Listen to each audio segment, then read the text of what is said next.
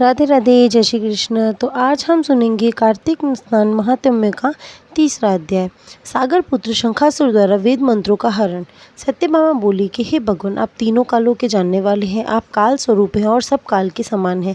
तब फिर आप कार्तिक मास को ही इतना श्रेष्ठ क्यों मानते हैं? हे देव, इसी प्रकार सब तिथियों में एकादशी और सब महीनों में कार्तिक मास का ही आपका महीना क्यों प्रिय है?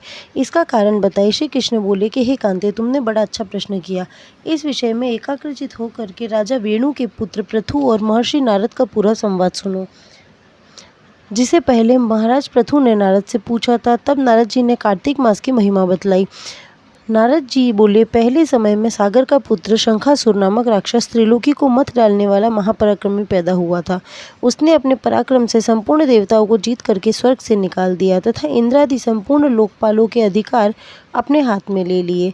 इस प्रकार सब देवता शंखासुर के भय के मारे अपने अपने स्त्री पुत्र आदि को साथ लेकर के बहुत वर्ष पर्यंत सुमेरु पर्वत की गुफाओं में रहे। तब शंखासुर ने विचार किया कि मैंने देवताओं को जीत तो लिया है, परंतु वे अब भी बहुत बलवान मालूम होते हैं। हाँ, अब मैंने जान लिया है कि वे सब वेद मंत्रों से युक्त हैं, इसी से बलवान हैं। अतः उनके वेद मंत्रों का हरण कर लिया जाए तो वे सब स्वयं ही बलहीन हो जाएंगे। ऐसा सोच करके शंखासुर सत्यलोक में गया, जहाँ भगवान उस समय सोए हुए थे। उसके मन में चोरी की इच्छा थी। इस कारण जब वह वेदों को चुराने लगा तब बीज सहित वेद मंत्र भी उसके भय के कारण इधर उधर पानी में छिपने लगे। तब शंखासुर उन्हें खोजता हुआ समुद्र के अंदर विचरने लगा, परंतु उसे वेद मंत्र इकट्ठे नहीं मिले। उधर ब्रह्मा जी सब पूजन सामग्री लेकर के सब देवताओं के साथ वैकुंठ लोक में भगवान विष्णु की शरण में गए। वहां भगवान को जगाने के निमित्त ब्रह्मा जी मधुर वाणी में गाने बजाने लगे तथा गंध धूप दीप आदि से बार बार पूजा करने लगे। उनकी पूजा से संतुष्ट होकर के भगवान ने नेत्र खोले। तब सब देवताओं ने सहस्त्र सूर्यों के समान कांति वाले विष्णु भगवान के दर्शन किए तथा पश्चात सब देवताओं ने षोडशोपचार से पूजा की। फिर साष्टांग दंडवत करके पृथ्वी पर गिर पड़े। तब तो प्रसन्न होकर के भगवान उन्हें कहने लगे कि हे देवगणों, मैं तुम्हारे पूजन भजन कीर्तन आदि से बहुत प्रसन्न हूँ। आप लोगों की मनोकामना मैं पूर्ण करूँगा, यही वर देता हूँ। और कहा कि आश्विन शुक्ल पक्ष की एकादशी से लेकर के देव उठावनी एकादशी तक जो भी मनुष्य ब्रह्म मुहूर्त में प्रातःकाल तुम्हारी तरह मेरा भजन और कीर्तन करेंगे तब पूजन करेंगे, वे सब मुझे प्यारे होंगे और मुझे प्राप्त होंगे। पाद्य अर्घ्य आचमनीय आदि जो सामग्री तथा पूजा का सामान तुम मेरे निमित्त लाए हो, वह सब अत्यंत गुणकारी होकर के तुम्हारे लिए उत्तम फलदायक होगा। तुम्हारे यहाँ आने की हमको सब बातें ज्ञात हो गई हैं। शंखासुर जिन वेदों को हर कर ले गया है, वे सब और शंखासुर अभी जल में ही स्थिर है। इसलिए मैं शंखासुर को मारकर वेदों को ले आऊँगा। अब से लेकर के बीज मंत्र समेत सब वेद प्रतिवर्ष कार्तिक के महीने में सदा जल में ही निवास करेंगे। मैं आज से मत्स्य रूप धारण करके जल में रहूंगा और तुम लोग भी सब मुनियों को साथ लेकर के मेरे साथ आइए। इन दिनों इस लोक में जो मनुष्य प्रातःकाल स्नान करेंगे वे निश्चय यज्ञांत स्नान के फल को प्राप्त करेंगे। अतः हे देवराज इंद्र, जो लोग कार्तिक मास में नियम पालन करते हैं उनको तुम मेरे लोक में पहुंचा दिया करो और उनकी सब आपत्ति तब विघ्नों से रक्षा करते रहना। हे वरुण, तुम उनके पुत्र पौत्र आदि देते रहे हो। हे धनपति कुबेर, तुम उनकी धन धान्य वृद्धि करते रहना, क्योंकि कार्तिक का व्रत करने वाला जीवन से मुक्त हो जाता है और वह मेरा ही स्वरूप धारण कर लेता है। अतः हे अनंत देवताओं, जो जन्म से लेकर के मरण तक इस उत्तम व्रत का नियम पालन करता है वह तुम्हारा भी पूज्य है। तुम लोगों ने मुझे एकादशी के दिन जगाया है, इसलिए यह परम तिथि परम पवित्र है और सदा मनाने योग्य है। यह तिथि मेरे लिए परम प्यारी है। हे देवगणों, विधि पूर्वक किए गए ये दोनों व्रत प्रत्येक प्राणी को मेरे ही समय पहुंचा देते हैं। इसके समान न कोई तीर्थ है, न कोई दान है, न कोई व्रत है जो स्वर्ग दे सके।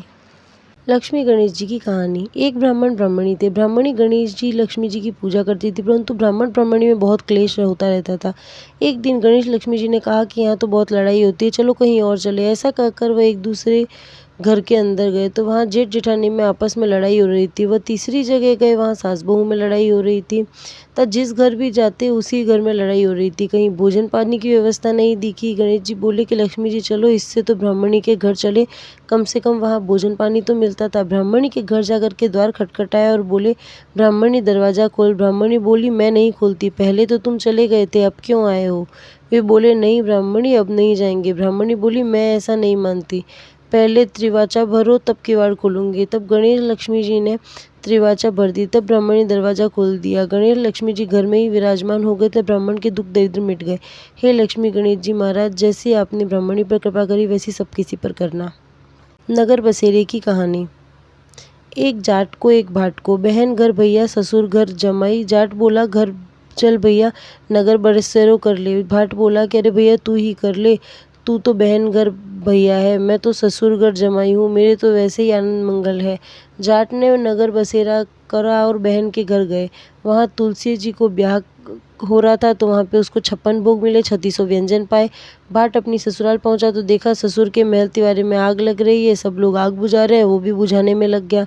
सो बांके की दाढ़ी मूछ जल गई और वे अपनी जगह से काला पीला होकर के वहाँ से विदा होकर के आगे चल दिया। रास्ते में वो दोनों फिर मिले और आपस में बोले कि कहो भैया कैसी गुजरी।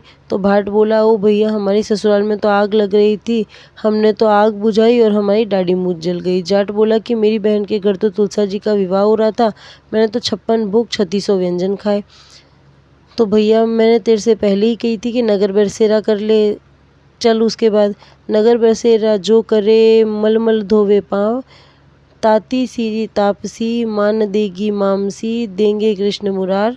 दौड़ी आऊँ 5 कहानी कार्तिक की कहूँ, राधा दामोदर तेरी शरण। नित्य नेम की कहानी। एक ससुर बहू थे। ससुर कुछ नहीं करते थे। एक दिन बहू ने कहा कि ससुर जी आप कुछ करते तो नहीं हो, नित्य नियम ही कर लो। ससुर बोले अच्छा बहू अब हम रोज मंदिर जाया करेंगे दर्शन करने। एक दिन बहू ने कहा देखूं तो ससुर जी कितना नित्य नेम करते हैं। उसने झट से खिचड़ी बनाई और बोली ससुर जी खाना खा लो। ससुर जी खाना खाने बैठ गए, इतने में ही मंदिर का घंटा बजा। ससुर जी बोले हम तो बहुत भूले, मुँह का गसा मुँह में ही रह गया और हाथ का हाथ में, और मंदिर भाग गए। वहाँ सब लोग इनके वेश को देख करके हंसने लगे। भगवान ने सोचा ये सब मेरे भक्त को देख करके हंस रहे हैं, इसलिए उन्होंने मुंह के गस्से को तो लाल कर दिया और हाथ के गस्से को हीरा कर दिया। हाथ का हीरा तो प्रभु पर चढ़ा करके आ गए और लाल को घर ला करके बहू को दे दिया। बहू ने कहा कि हमने तो तुम्हें नित्य नेम के लिए कहा था और तुम भगवान के मुकुट में से लाल चुरा लाए। ससुर जी बोले बहू हमने चोरी नहीं की, हमें तो भगवान ने दिया है। यह पूछने पर बहू मंदिर चली गई। वहाँ सबने कहा कि तुम्हारे ससुर को तो भगवान ने दिया। यह सुन करके बहू घर आ गई और ससुर से बोली कि आपने तो कुछ ही दिनों में सब कुछ पा लिया, मैं इतने दिनों से सेवा कर रही थी लेकिन मुझे कुछ नहीं मिले। ठाकुर जी प्रेम के भूखे हैं, जैसे ससुर पर कृपा करी वैसी सब किसी पर करना। तुलसा जी की कहानी। एक बुढ़िया माई थी, वह तुलसा जी की पूजा करती और कहती तुलसा माता तू सुखदाता, श्री कृष्ण की प्यारी विरला सींचू तेरो, तू कर निस्तारो मेरो। मूंग भात का खाना दीजो, पीताम्बर की साड़ी दीजो, श्री कृष्ण को कंधा दीजो, केसरिया घाट दीजो, बैकुंठ का वास दीजो, हरी हरी कहती ले जाइयो। अब तुलसा जी सूखती जाए। जब कृष्ण भगवान आए तो पूछा तुलसा जी तुम तो हरी भरी होने की जगह सूख क्यों रही हो, तुम्हारी तो आजकल बड़ी आगवानी हो रही है, पूजा हो रही है। तुलसा जी ने अपने सूखने का कारण बताते हुए कहा कि एक बुढ़िया माई है, सबकी अभिलाषा बता दी उन्होंने। आगे बोली भगवान मैं सब कुछ तो दे दूँ उसे, किंतु तुम्हारा कांधा कहाँ से दूंगी। श्री कृष्ण बोले कि बस इतनी सी बात है, जब बुढ़िया माई मरे तो घंटा झालर शंख बजा देना, मैं अपने आप चला आऊँगा। कार्तिक पूरा हुआ, बुढ़िया माई ने मरण संजोया। अब तो वह बुढ़िया माई बड़े बड़े योद्धाओं से भी न उठे। तुलसा जी को यह मालूम पड़ा तो झट उन्होंने घंटा झालर शंख बजा दिया। श्री कृष्ण भगवान 12 वर्ष के बालक का रूप धारण करके वहाँ आए और पूछने लगे कि भैया यहाँ भीड़ क्यों लगी है। तब एक आदमी बोला कि एक बुढ़िया माई मर गई है, किसी से भी उठ नहीं रही है। भगवान बोले कि लाओ मैं भी उठा करके देखूं। तो कुछ आदमी बोले कि लो इतने बड़े बड़े योद्धाओं से नहीं उठ रही है, तू जरा सा बालक इसे कैसे उठा करके देखेगा। फिर भी वो एक तरफ हट गए और जैसे ही भगवान ने हाथ लगाया बुढ़िया महारानी हरी हरी कहती हुई उठ खड़ी हुई। पीपल पतवारी की कथा। एक समय एक गुजरी थी, उसने अपनी बहू को एक दिन दूध दही बेचने को कहा और वह बेचने गई तो रास्ते में औरतें पीपल पतवारी सींचती हुई दिखी। इस पर उसने उन औरतों से पूछा कि ये क्या कर रही है। औरतों ने कहा कि हम पीपल पतवारी सींच रही हैं, इससे घर में धन धान्य बढ़ता है और खोया पति भी मिल जाता है। बहू बोली ऐसी बातें तो मैं पानी की जगह दूध व दही से सींचूंगी। गुजरी ने बहू ने रोज दूध दही बेचते समय पीपल पतवारी को दूध दही से सींचना शुरू कर दिया। जब सास दूध दही के रुपए मांगती तो कह देती कि महीना पूरा होने पर हिसाब दे देगी। इसके बाद जब कार्तिक का महीना पूरा हो गया तो वह पीपल पतवारी के चरणों में पड़ गई और बोली कि इस पर पीतल पटवारी माँ ने पूछा कि क्या बात है, तो उसने कहा कि आज सास दूध दही का हिसाब मांगेगी। पीपल पटवारी बोली, मेरे पास तो रुपए हैं नहीं, यह पत्थर और पान के टुकड़े हैं, जिसे ले जा। बहू वही साथ ले गई और उसे एक अलमारी में रख दिया।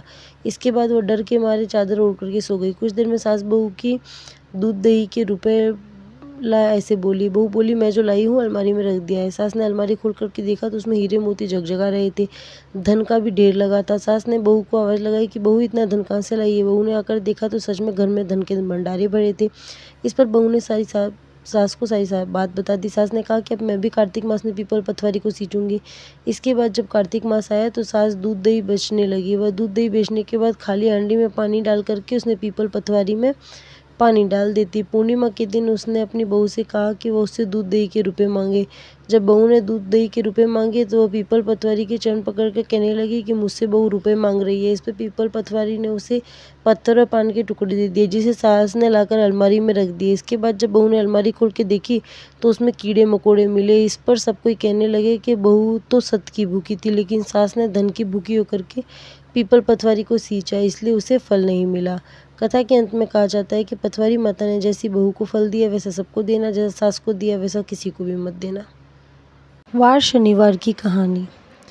एक समय की बात है, सूर्य, चंद्रमा, मंगल, बुध, बृहस्पति, शुक्र, शनि, राहु, केतु, इन ग्रहों में आपस में झगड़ा हो गया कि हम सब में सबसे बड़ा कौन है। सब अपने अपने आप को बड़ा बताने में लगे थे।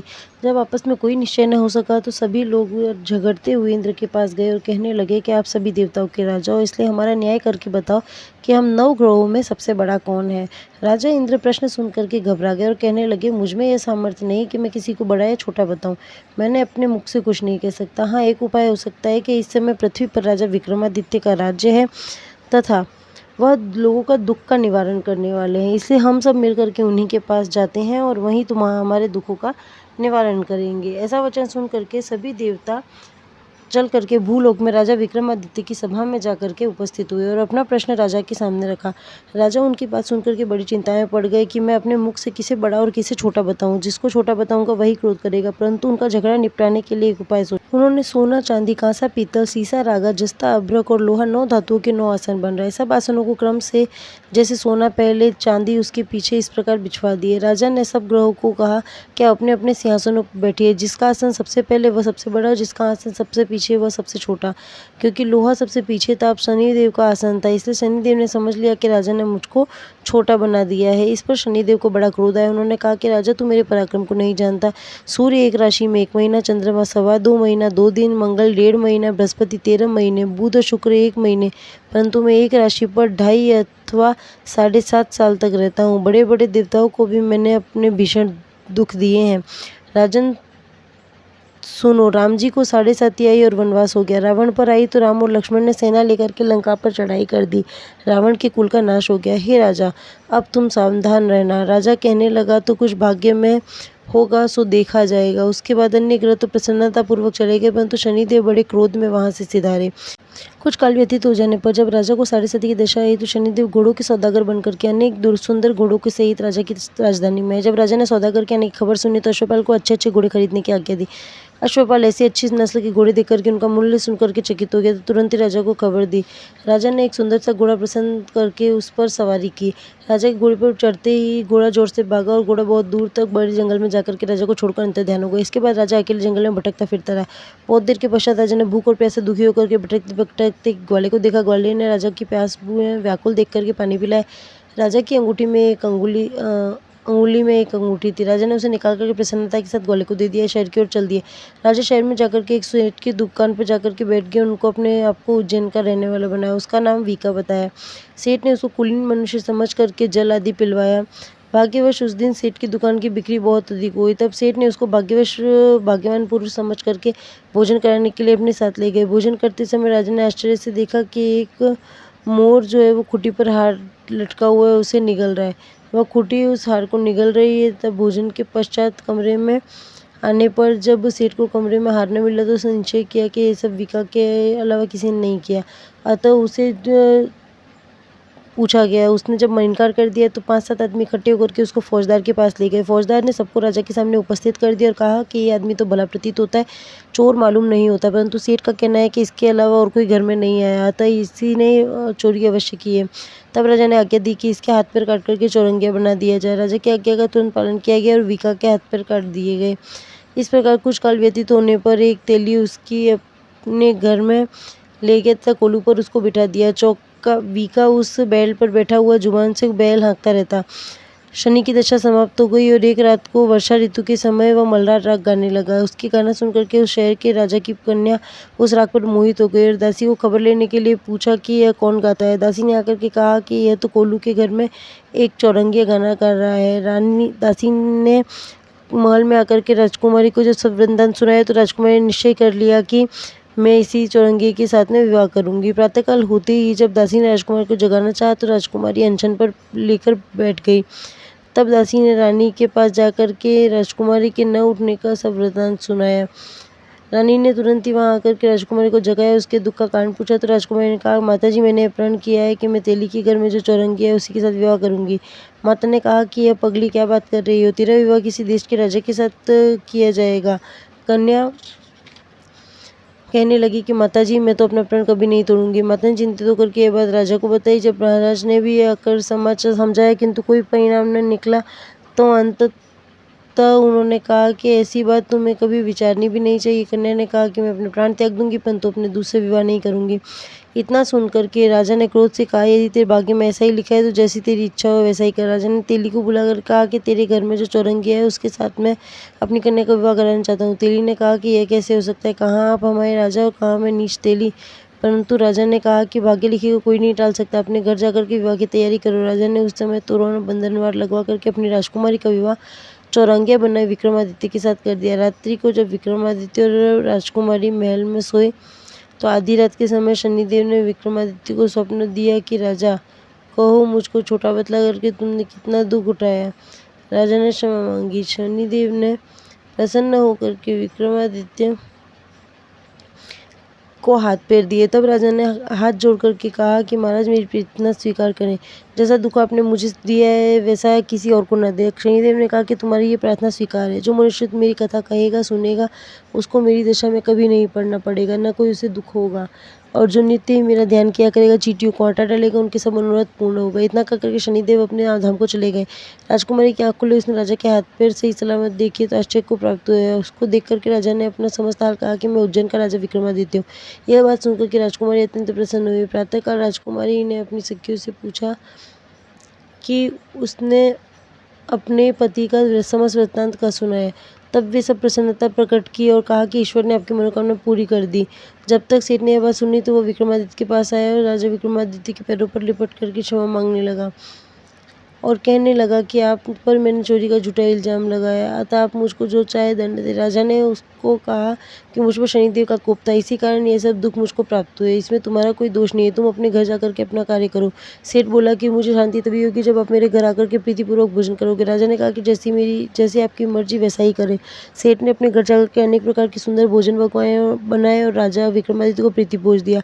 जिस समय विक्रमादित्य भोजन कर रहे थे उसी समय खूंटी से जो हार निकल गया था वह हार भागवत सुगल रहा था। जब भोजन समाप्त हो गया तो सेठ ने हाथ जोड़ करके बहुत सी मोहरें राजा को भेंट की और कहा कि मेरे श्री कंवर नाम की कन्या है, उसका पाणी ग्रहण आप करें। उसके बाद सेठ ने अपनी कन्या का विवाह राजा के साथ कर दिया। बहुत सा दान दहेज लेकर के विदा किया। इस प्रकार कुछ दिनों तक वहां निवास करने के पश्चात विक्रमादित्य ने शहर के राजमहल की ओर प्रस्थान किया तथा फिर कुछ दिन बाद विदा लेकर के राजकुमारी मनभावनी सेठ की कन्या श्रीकंवरी दोनों जगह के दहेज के प्राप्त अनेक दासियों को लेकर उज्जैन की ओर चल पड़े। जब शहर के निकट पहुंचे तो पूर्ववासियों ने राजा के आने का संवाद सुना तो समस्त उज्जैन को राजा की अगवानी की गई तथा बड़ी प्रसन्नता से राजा अपने महल में पधारे। सारे शहर में बड़ा भारी महोत्सव मनाया गया और रात्रि को दीपमाला की गई। दूसरे दिन राजा ने नगर में सूचना करवाई कि मुझको यह बड़ा दुख प्राप्त हुआ है, इस कारण सारे शहर में सदा शनिदेव की पूजा की जाएगी तथा कथा होने लगी। राजा और प्रजा अनेक प्रकार की सुख भोगती रही। जो कोई शनिदेव की इस कथा को सुनता है पढ़ता है, शनिदेव की कृपा से उसके समस्त दूर हो जाते हैं, दुख दूर हो जाते हैं और शनिदेव की कृपा की इस कथा को पढ़ करके उनकी सारी मनोकामनाएं पूर्ण होती है। तुलसी माता की आरती। तुलसी महारानी नमो नमो, हरि की पटरानी नमो नमो। तुलसी महारानी ओ नमो हरि की पटरानी नमो नमो।